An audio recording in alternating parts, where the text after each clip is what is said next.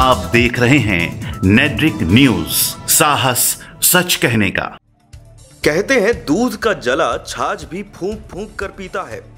कुछ ऐसा ही हाल है इस समय भ्रष्टाचार में पूरी तरह से डूबा हुआ ग्रेटर नोएडा प्राधिकरण का। प्राधिकरण के भ्रष्ट अधिकारियों का ये हाल है कि उसके क्षेत्र में बिना नक्शा पास हुए, बिना किसी मानक को फॉलो किए धड़ल्ले से मकान बनते जाते हैं और प्राधिकरण अपनी आंखों पर पट्टी बांधे रहता है। लेकिन शाहबेरी हादसे के बाद प्राधिकरण की आंखें खुली हों या नहीं, लेकिन सरकार के दबाव के बाद उसकी हालत पंक्चर नजर आ रही है। जानकारी के लिए बता दें कि शाहबेरी में 17 जुलाई की रात एक 4 मंजिला और एक 6 मंजिला निर्माणाधीन इमारत गिरने से 9 लोगों की मौत हो गई थी। जब इस मामले के बाद सरकार और बड़े अधिकारियों के हाथ नोएडा प्राधिकरण के गिरेबान तक पहुंची, तब प्राधिकरण के होश ठिकाने आए। अब ताजा समाचार ये है कि प्राधिकरण ने 74 बिल्डरों के खिलाफ मुकदमा दर्ज करवाया है। जानकारी के लिए बता दें कि इन बिल्डरों को पहले भी नोटिस जारी किया जा चुका है।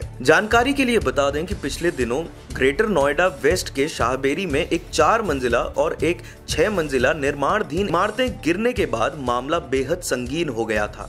हालांकि पुलिस प्रशासन और एनडीआरएफ ने किसी तरह मलबे में दबे लोगों को रेस्क्यू ऑपरेशन कर निकाला, लेकिन इस हादसे में 9 लोगों की मौत हो गई थी।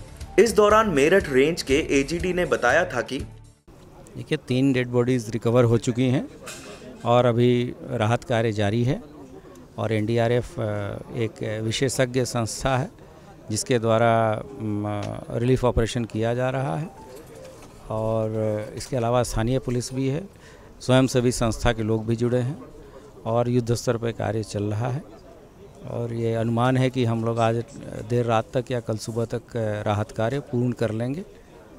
ऐसी संभावना है कि एक फैमिली जिसमें 4 लोग हैं, इनके फंसे होने की संभावना है और उनको ही ट्रेस करने का प्रयास हम लोग एनडीआरएफ की टीम कर रही है। टोटल सर 7 लोग थे, 3 के शव निकाल लिए गए हैं, 4 लोग अभी फंसे होने की इसमें आशंका है। नहीं, देखिए जो 3 लोग के बॉडी मिली है उनके बारे में भी कोई पुख्ता सूचना नहीं थी, वो रिलीफ ऑपरेशन के दौरान ही डेड बॉडी मिली है।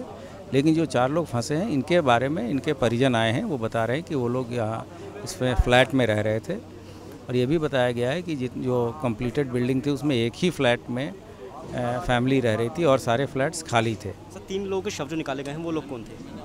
अभी पहचान नहीं हुई है। ऐसा लगता है कि जो अंडर कंस्ट्रक्शन बिल्डिंग थी उसमें काम करने वाले जो लोग हैं वो हो सकते हैं, क्योंकि लेकिन इसके बारे में स्पष्ट पहचान होने के बाद ही कुछ कहा जा सके। सर ये जो बिल्डिंग का ऑनर था, जो मालिक था, उसके खिलाफ कोई कार्रवाई की बात चल रही है, कोई गिरफ्तारी हुई? हाँ जी, इन लोगों के खिलाफ मुकदमा किया गया है और इसमें 4 लोग हिरासत में लिए गए हैं।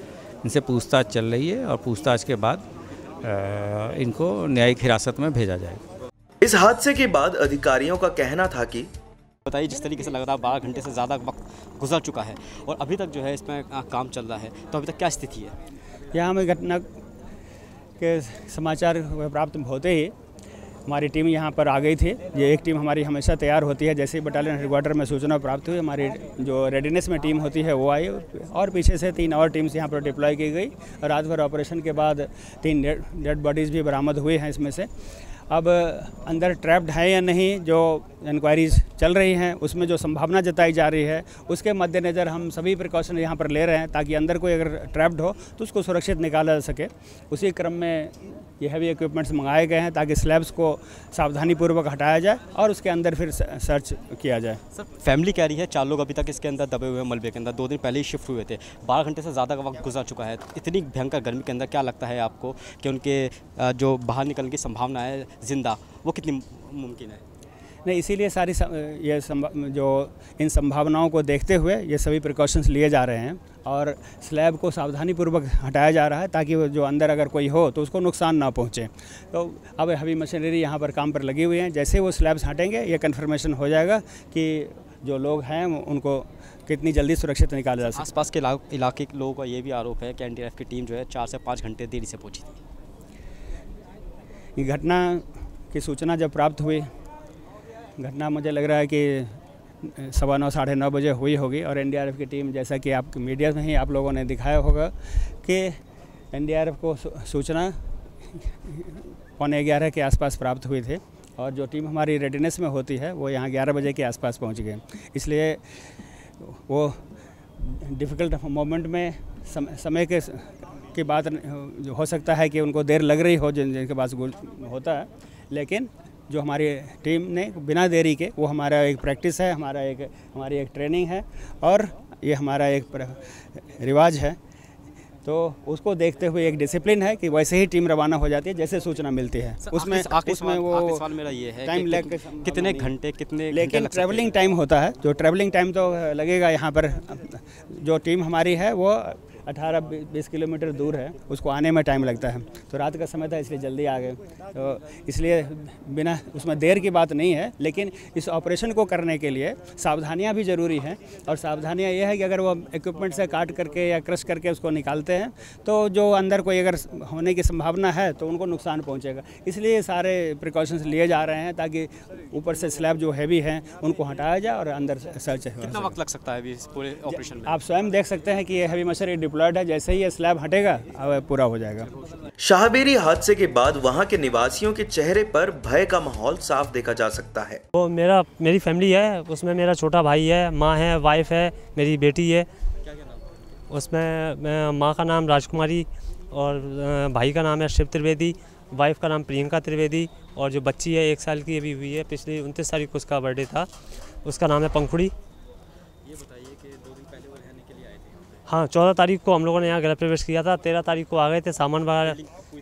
हाँ, बिल्डिंग तैयार थी। ये जो नई बिल्डिंग में हादसा हुआ है जी, तो इसमें किसको दोष ठहराते हैं? इसमें दोस्त इनका जो यहाँ पे जो साइड से मलबा वगैरह डाल रहे थे, 2-3 रोज से बिल्डिंग पड़ रही थी, तो ट्रक्स वगैरह हमने उनसे बोला भी था, जो कासिम यहाँ की देखरेख कर रहे थे, तो हमने जो आप ट्रक वगैरह इस तरह निकाल रहे हो, अगर बिल्डिंग के पक्के में छू गया तो ये पूरी बिल्डिंग धराशायी हो जाएगी।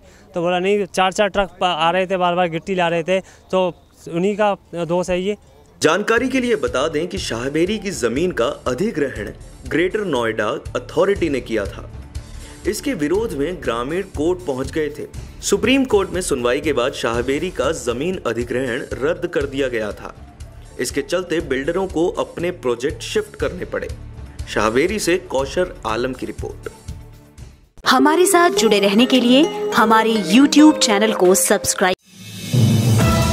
आप देख रहे हैं नेड्रिक न्यूज, साहस सच कहने का।